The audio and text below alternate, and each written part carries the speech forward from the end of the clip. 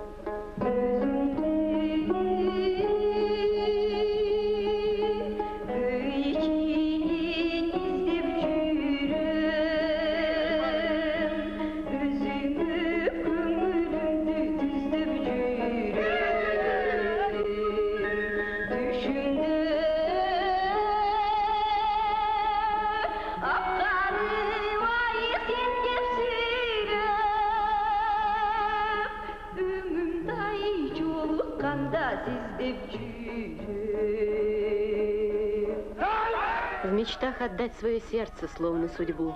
Ищу тебя, тоскую всегда и везде, а близость только в снах.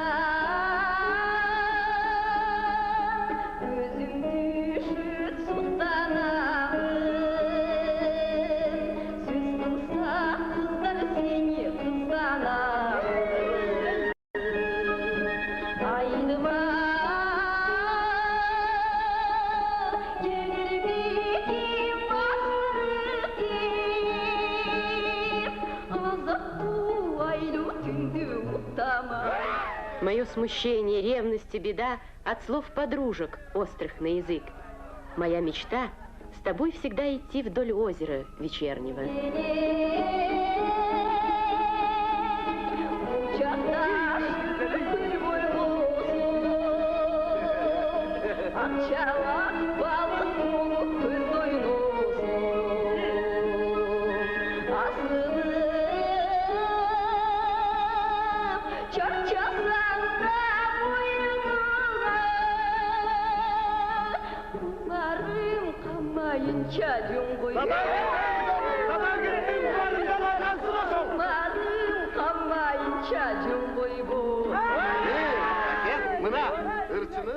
Баке, вам песенную чашу.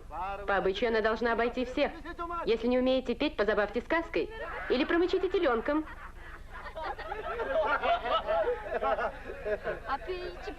Неужели выпьет?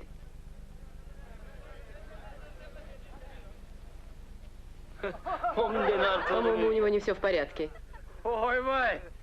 Ой, бай, ему же медведь на ухо наступил.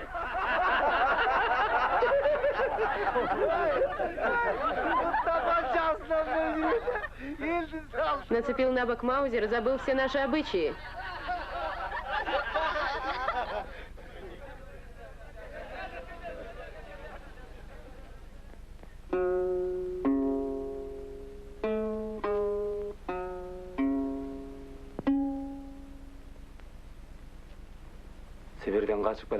Когда бежал из Сибири, в казахской степи,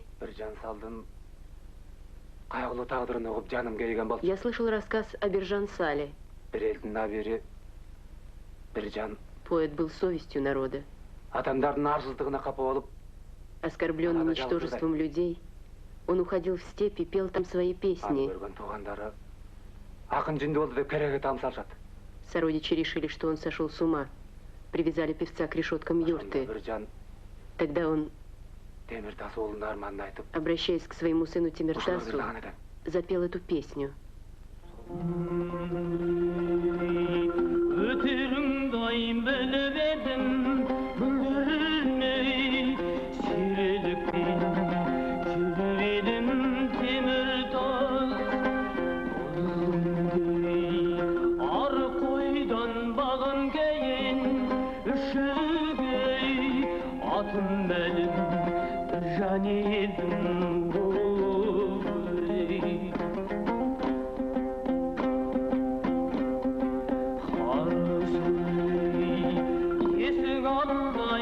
Laylanday bayg'irma kerak qilma Qudaydanday temirdoz qanday kirpi bishkendan ölendi Öyley öteyinday şuraylanday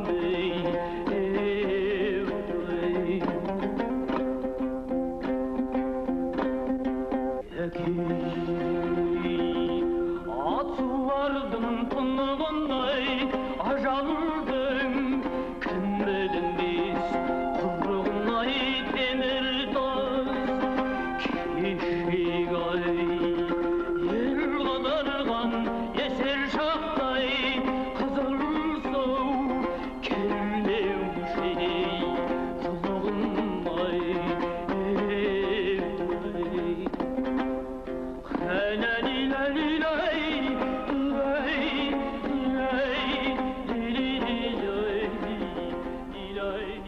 Черный верблюд бессилен, когда ноги тонут в глине. Люди проклинают землю, потеряв в себе святость. Я, Биржан, гордость всех 3 казахских земель, из жизни ухожу, не найдя ее смысла. Запомни, мой сын Тимиртас.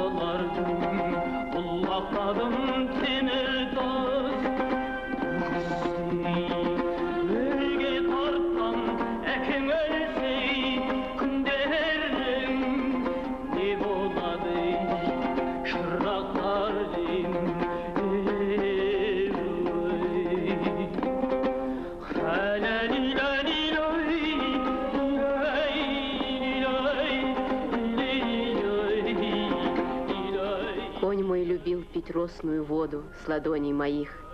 Знаю, что уже седок ему не тихий предназначен. Я был отцом, что тащил груз жизни, как вол. С ним ухожу, чтоб ты нес свою лишь поклажу. Запомни, мой сын Тимиртас.